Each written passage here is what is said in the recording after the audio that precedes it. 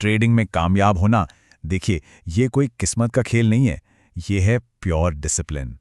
आज हम यहाँ बैंक निफ्टी ट्रेडिंग के लिए एक प्रोफेशनल, बिल्कुल स्टेप बाय स्टेप अप्रोच को समझने वाले हैं। एक ऐसा तरीका जो इमोशंस को साइड में रखकर सिर्फ और सिर्फ रूल्स पर चलता है। कोई भी स्ट्रैटेजी सीखने से पहले ना, सबसे पहला और सबसे ज़रूरी सबक यही है, अपने दिमाग को खाली करना। ट्रेडिंग में अगर सच में सफल होना है तो हमें अपनी पुरानी बुरी आदतें, जैसे कि अरे वाह बड़ा प्रॉफिट हो जाए, या फिर अरे यार नुकसान हो गया, तो इस लालच और डर को छोड़ना होगा और एक डिसिप्लिन्ड माइंडसेट अपनाना होगा। देखिए, ट्रेडिंग में जो सबसे बड़ी चुनौती है ना, वो मार्केट नहीं है। असली लड़ाई तो दो पावरफुल इमोशंस के खिलाफ है, लालच और डर। और पता है, यही वो साइकिल है, वो जाल है जिसमें ज्यादातर नए ट्रेडर्स फंस जाते हैं। ट्रेड लिया, थोड़ा सा प्रॉफिट दिखा और बस लालच आ गया, कह रहे ऐसे जैकपॉट बनाते हैं। लेकिन जैसे ही मार्केट जरा सा भी घूमता है, वही लालच फौरन डर में बदल जाता है। आज हमारा मकसद इसी इमोशनल रोलर कोस्टर को रोकना है। और वो कैसे होगा? एक क्लियर रूल बेस्ड स्ट्रैटेजी के साथ। तो जिस स्ट्रैटेजी पर हम फोकस करेंगे उसे कहते हैं स्कैल्पिंग। यहां हमारा लक्ष्य एक ही ट्रेड में कोई लॉटरी जीतना नहीं है, बिल्कुल नहीं। इसके बजाय हम छोटे छोटे लेकिन लगातार मिलने वाले मुनाफे पर ध्यान देंगे। ये ट्रेडिंग को जुए से निकालकर एक बिजनेस बनाने जैसा है। कंसिस्टेंसी इज की। चलिए, माइंडसेट तो अब सही हो गया है, तो अब बात करते हैं उस टूल की जो ट्रेडिंग के दिन हमारा रास्ता दिखाएगा। इसे हम कह सकते हैं हमारा डेली ट्रेडिंग मैप, यानी कि डेली पिवट पॉइंट्स।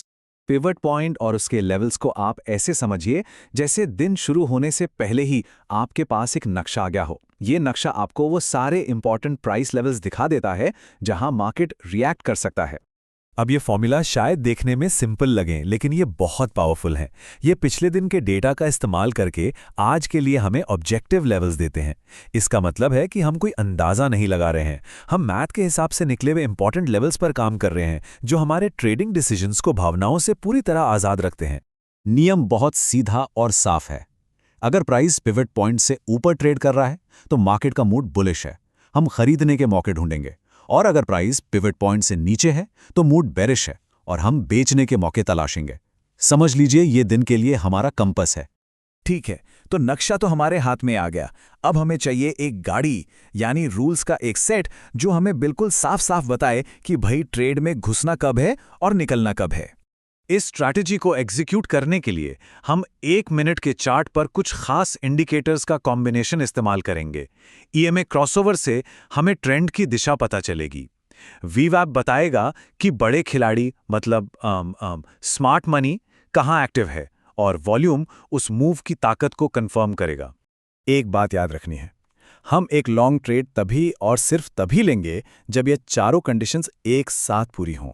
एक या दो शर्तें काफ़ी नहीं हैं, हमें सारे सिग्नल्स का एक साथ मिलना ज़रूरी है, क्योंकि यही एक मजबूत हाई प्रोबेबिलिटी वाले ट्रेड की असली निशानी है।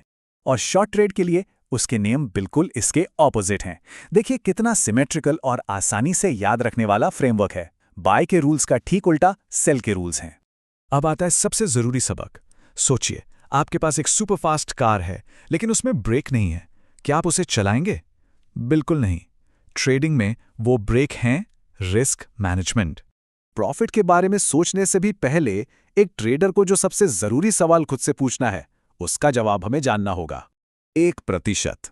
बस इस नंबर को अपने दिमाग में अच्छी तरह से बिठा लीजिए। एक ट्रेड पर अपनी पूरी कैपिटल का 1% से ज्यादा रिस्क कभी नहीं लेना है। क्यों? सवाल अच्छा है, क्योंकि यही वो नियम है जो आपको मार्केट में जिंदा रखेगा। 1, 2, 3 लगातार लॉस होने के बाद भी आप अगले दिन ट्रेड करने के लिए खड़े रहेंगे।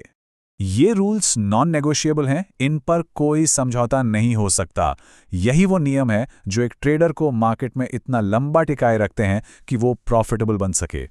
तो चलिए, अब तक जो कुछ भी हमने सीखा है उसे एक सिंपल सी चेकलिस्ट में डालते हैं। ये वो चेकलिस्ट है जिसे हर सिंगल ट्रेड लेने से पहले इस्तेमाल करना है। देखिए, डिसिप्लिन का मतलब सिर्फ रूल्स फॉलो करना नहीं है। डिसिप्लिन का मतलब है आज़ादी। जब आप इस चेकलिस्ट को सख्ती से फॉलो करते हैं तो आप खुद को लालच और डर से आज़ाद कर लेते हैं। सच कहूं तो प्रोफेशनल ट्रेडिंग और जुए के बीच का फर्क बस यही है।